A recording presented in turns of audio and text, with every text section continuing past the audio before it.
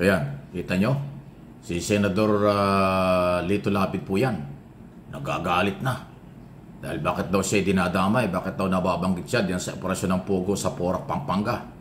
Wala daw siyang kinalaman. Ha? Ito, pakinggan po ninyo yung kanyang mga sinasabi. At talagang napasugod si Leong Guerrero eh. Galit ho talaga siya. Kasi po gusto kong patunayan dito sa hearing na ito na wala po akong kinalaman dito Ayan, sa operasyon ng Pogo at wala po, hindi po nakapangalan ang Salamat sa News 5. News 5 video po yan. Kaya po ako Senado dito. Kung ako napatunayan nilang kasali ako dyan, pwede akong mag-resign bilang senador.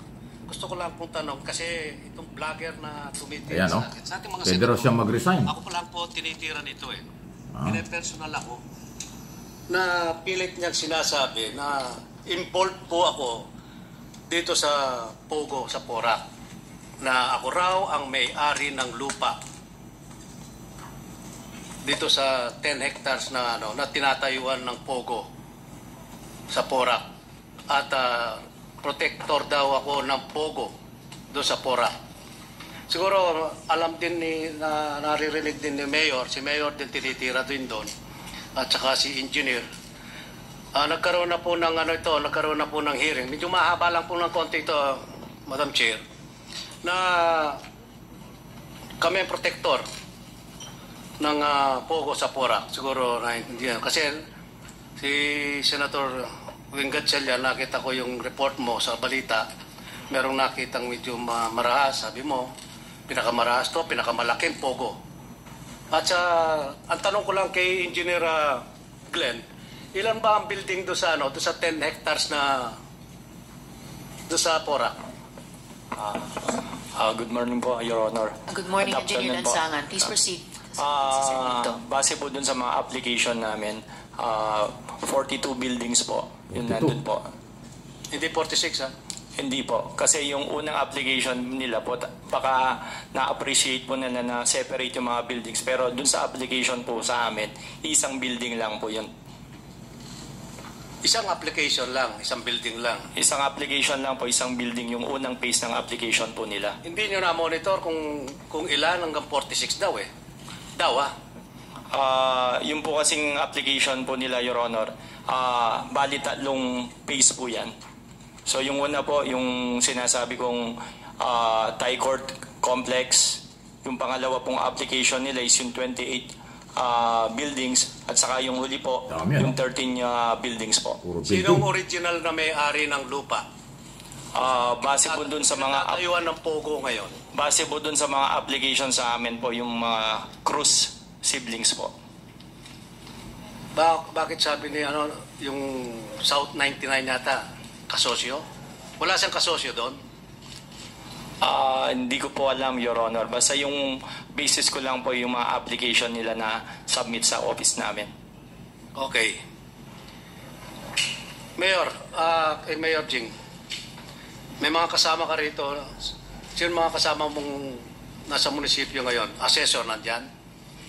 Mayor Capil. And alam po ng Chair, Mayor, na gusto nyo rin sa hearing na ito makapagbigay ng presentation. Pagkatapos nyo po masagot yung mga tanong ni Sen. Lito, bibigyan daan po ng Chair. So please proceed po. Okay. Salamat po, Madam Chair. Mayor, tanong ko lang. Alam mo ba kung sino yung may-ari ng lupa na 10 hektarya? Apo, thank you po, Senator Lito Lapid. Ang may-ari po ng lupa sa Lagi South ay ang mga Cruz siblings po. They can check on the LRA on the title of the lot there. Kaya po tinatanong ito, dahil itong isang vlogger dito, laging inuugnay po yung pangalan ko dito sa 10 hektaryang kinatatayuan ng Pogo na 46 na building. Ngayon, ang tanong ko,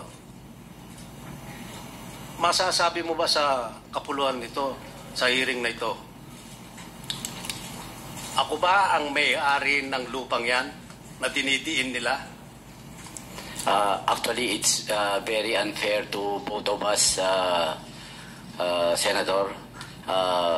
Pati po ako sinasabi niya na ako ang may-ari at may 50 million na bahay po ako doon. I categorically deny that hindi po tayo ang may-ari ng lupa o doon po sa Ayun. kinatatayuan ng Lucky South Malinaw. ng Pogo po. So, ayan. Alam nyo, kaya ko pinarinig sa inyo yan, salamat doon sa mga medyang nako-cover dyan na regular sa Senado, ng News 5, marami mga GMA7, at ABS-CBN, Channel 4, kung na aking mga kasama sa Channel 4, Net25, lahat to ng mga lehitimo mga media na ating kasama nako-cover dyan sa mga hearing. So, alam nyo, si Senador Lito Lapid, hindi halos po nagpapakita yan sa mga hearing. Wala akong mabibilang mo sa daliri lang kung paano siya nag-a-attend. Sabi nga niya hindi daw siya nag-a-attend ng mga hearing.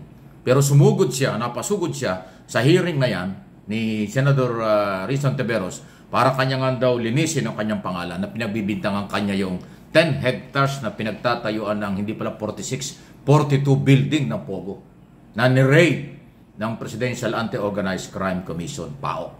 So malinaw na yan, hindi pala kanya, hindi kay Lito Lapid. Kasi nga nababasa ko, napapanood ko rin yung mga ibang sinasabi niya mga vlogger na tinitira siyang may-ari, wala naman pala. Ayan, ako, makakasuhan pa kayo niyan.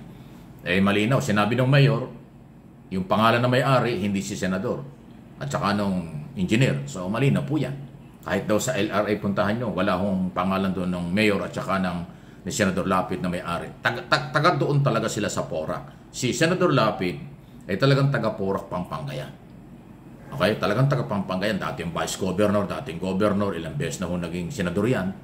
Ayun. Nakapasugod si Leong Guerrero sa Senado sa public hearing ng biglaan dahil diyan sa kanya. At may banta siyang kung may mapapatunayan kanya yung property niyan, willing daw siyang mag-resign sa Senado. O yan, nakita nyo? Bihira lang magsalita yung senador, pero may balls, may paninindigan. O di ba? Di katulad ng ibang senador. Tatawa na lang tayo. Maraming epal no? Ito si Senador Lito Lapid, mukhang hindi nagbibiro. Seryoso. Actually, kahapon na nag-uumpisan, excited siya. Pagdating niya, gusto ko agad magtanong hindi pa pala na ipapakilala ng chairman yung mga resource person. So, nag-sorry naman siya. Pero ayun, yun ang, parang ngayon lang yata may nangyaring ganyan senador sa public hearing na nagsabing siya ay willing mag-resign. Alam niyo, yung pagiging senador, hindi basta-basta niiwan yan. National position yan di ba? Yan po, nagpapatunay na wala siyang kinalaman sa Pogo. Pero grabe kung magtayuan ng mga building, di ba? Doon sa Banban Tarlac ay ilang building ba? Nagit niyang kata 40 building. Doon pala sa Porac naman, 42. Di ba? Puro building. Diyan sa Parañaque ba? O doon sa may Cavite, ganyan. Puro mga building. Kaya dapat talaga makumpis kaya kung illegal yung mga yan para gawin nilang government office. Ang dami ang gobyernong nangungupahan ng opisina So itong mga property ito na pag-aari ng mga dayuhan, pag-aari ng Pogo, at napatunayang illegal, ikumpis kaya lang at gamitin ng government office o kaya ibenta at kumita naman ng gobyerno. Total, hindi naman nagbayad ng tamang buwis ang Pogo sa ating pamahalaan. So ayan po, Leong Guerrero nagalit. Leong Guerrero, ang pagbabalik ni Leong Guerrero, Lito Lapid, nagpakita at ng kanyang seryosong hamon. Hinamon niya at higit sa lahat, willing iwan ang posisyon. Sana all. Sana lahat ng senador ganon. Willing iwan ang posisyon pagka napatunayan. Yung iba dyan, alalang.